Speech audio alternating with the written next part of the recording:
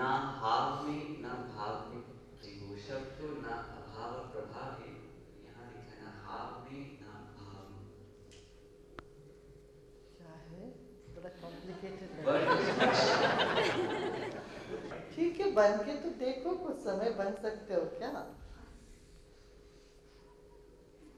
असंभव है। विचारों से भावों को थोड़े समय के लिए सिर्फ तुम रोक सकते हो, बाद में वो ऐसा भाव तो ऐसे भाड़ जैसे आएगा, वो फूट के निकल जाएगा। वो बाढ़ में फूट के निकलेगा। भाव को तुम इस तरह से रोक नहीं सकते। चाहे बन जाओ, मिशन बन के देखो, जब अनुभव से तुम मजबूत होगा, फिर मुझे भी बताना मिशन बनने से क्या होता है। मुझे तो लगता नहीं कि संभव है तुम मिशन जन से बन के रहो। और बनना भी क्यों? मिशन क्यों बनोगे भाई? ये दो एक्सट्रीम्स है। या तुम भावुक बन के भाव में बह जाते हो, या मशीन जैसे बन के इतना तटस्थ रहने लगते हो। कहीं बीच का रास्ता अपनाओ। भाव को भी आदर दो, सम्मान दो, और अपना कर्तव्य परायणता, कर्तव्य में भी अपने निष्ठा रखो। दोनों हो सकता है, क्यों नहीं? तो क्या वह सही है या गलत? मगर अच्छे कर्म क्यों करना है फिर तुम्हें? क्या जरूरी है? अच्छा कर्म क्यों करेगा मनुष्य? भगवान जब कुछ भी नहीं है, जरा सोचो, अच्छा कर्म क्यों करते हो? ताकि तुम्हें पसंद नहीं कोई तुम्हारे साथ बुरे कर्म करे, बुरा व्यवहार करे, नहीं? जो तुम्हें अपने लिए पसंद नहीं है, वो तुम दूसरों के लिए नहीं चाहते हो। सच?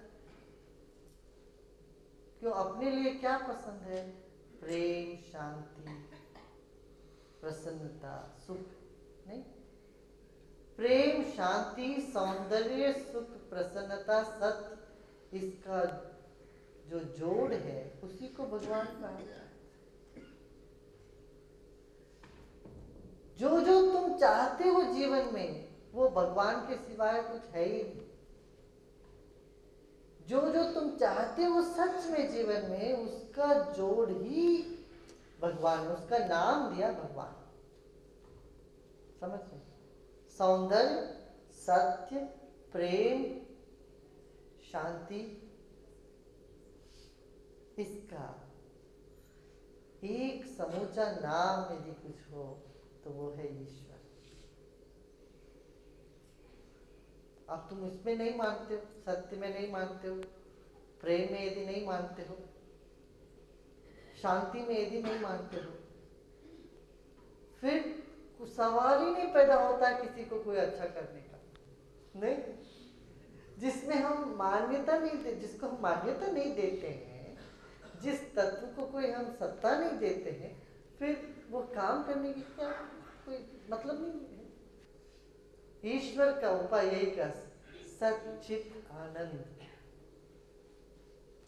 सत्यम ज्ञानम अनंतम, ज्ञान, आनंद और प्रीति और सत्य, यही ईश्वर है, यही भगवान है। ऊपर से चला गया। अच्छा, तुम कौन हो? पहले ये समझो, तुम कौन हो? तुम सिर्फ अमीनो एसिड, प्रोटीन, कार्बोहाइड्रेट का जोड़ हो? इसके अलावा तुम कुछ हो? क्या हो? कॉन्शियसनेस हो, चेतना हो। और इस चेतना का लक्षण क्या है? उसकी गहराई में जाओ तो क्या है? ये शांति है, सुंदरता है, प्रेम है। तो बस इसी को भगवान बोला। तभी अंग्रेजी में भी कहता है, God made man in his own image. भगवान ने अपने स्वरूप में तुमको बनाया, तुम भगवान के जात के हो। समझ में आई बात? तो जिस वस्तु से तुम्हारा अंतःकरण मन वगैरह बनी है, वह किससे बनी है? वह परमात्मा से, भगवान से, वही सब में है। तो उसको आदर करो, उसको सम्मान करो, तो सबको सम्मान करो। जीवन से यदि हम ईश्वर भगवान को निकाल देंगे तो फिर जीवन में कुछ सत्कार करने जैसे, आदर करने जैसे, प्रार्थना करने जैसी कोई चीज नहीं रह जाती। तब जीवन बहुत सूखा सूखा हो जाता है। तब कोई चीज ही नहीं जिस पर तुम अपना रेवरेंस, अपना आदर, भक्ति, प्रेम, विश्वास तब व्यक्त कर पाओ। नहीं, कोई चीज तो होनी चाहिए जो सीक्रेट है लाइफ में, होनी चाहिए जो सीक्रेट है, जो पवित्र है। तो जीवन में कुछ भी पवित्र नहीं है तो फिर क्या हो जाता है? बहुत सारा प्रेशर आ जाता है दिमाग में, भय पैदा होता है, दुख पैदा होता है, डिप्रेशन पैदा हो जाता है। ये जो आधुनिक बीमारियां हैं जीवन में, डिप्रेशन, स्किज़ोफ्रेनिक, ये सब विश्वास न होने की वजह से हो जाता है। और वो विश्वास हम कहाँ से लेके आए ये मत सोचना, मानो तुम्हारे भीतर है ही विश्वास। यदि तुम कहते हो मैं किसी चीज को नहीं मानता हूं, तो अपने को मान के ही तो बोलते हो मैं किसी को नहीं मानता हूं। When you say I don't believe in anything, you believe in yourself. That's what you are saying.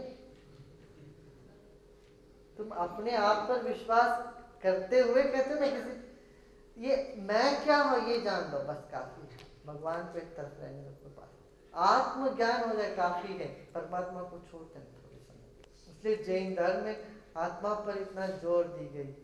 तो आत्मा को जानो फिर देखा जाए और कुछ नहीं आएगा। सनातन धर्म में भी आत्म पूजा करने के बाद ही देव पूजा कर सकते हो तुम, नहीं तो तुम्हें इजाजत ही नहीं है। सबसे पहले आत्मा को पूजा करो, फिर भगवान को पूजा। तो आत्म पूजा माने क्या है? शरीर की पूजा नहीं है, आत्म पूजा हमारे भीतर ज्ञान की अवस्था, ध्यान की अवस्था, गहराई में उतरने की कला। देखो ये संसार 5 तत्वों से बने हैं, नहीं? पृथ्वी, अप, तेज, वायु, आकाश। इनमें इनको भूत कहा गया। क्या? यही पृथ्वी जो तुमको आश्रय देती है, वो खुद हिल करके तुम्हारी मृत्यु का भी कारण बन जाती है। बन जाती है कि नहीं बन जाती? इसी तरह पानी, बगैर पानी का तुम कुछ नहीं कर सकते हो। जीवन एक दिन नहीं चल सकता पानी के बगैर। और वही पानी यदि बाढ़ के रूप में आती है तो जीवन को हर लेती है, नुकसान पहुंचाती है। वैसा ही आग, आग के बिना, उष्णता के बगैर कोई जिंदा नहीं रह सकता। सूरज के बिना कोई जिंदा नहीं रह सकता, मगर वही सूरज गर्मियों में वो लू चलाकर कितने लोगों को मार भी देता होता है कि नहीं? आग से कितने लोग मर जाते हैं, आग लग जाते कहीं जंगल में, मृत्यु का भी कारण बन जाता है आग। इसी तरह वायु, साइक्लोन आ जाता है, के बाद इतनी तेज हवा उड़ती है तो बहुत नुकसान पहुंचाती है। हाँ, आकाश तत्व है, वो सिर्फ साक्षी है, वो कुछ करती नहीं है, उसके भीतर सब कुछ होता है। और मन भी सिर्फ यहाँ नहीं, माथे में नहीं है मन, कण कण में मन जा। 5 महाभूतों में ये चारों भूत तुम्हें आश्रय भी देती है और नुकसान भी कर देता है। तभी भूतों पर अपना विश्वास और जीवन को आश्रित मत बनाए रखो, भूतनाथ की तरफ देखो। ईश्वर में तुम अपना विश्वास रखो, ईंटों में, पत्थरों में नहीं रखो। यही तुम्हें सीखना है घटनाओं से। हमारा विश्वास ईश्वर में रहे, चेतना में रहे, ना ईंटों में, पत्थरों में। सिक्योरिटी, जिनको लोगों ने अपना सिक्योरिटी मान के चलते रहे, जीवन का आधार मान के चलते रहे, वही मकान गिर के उनके मृत्यु का कारण बन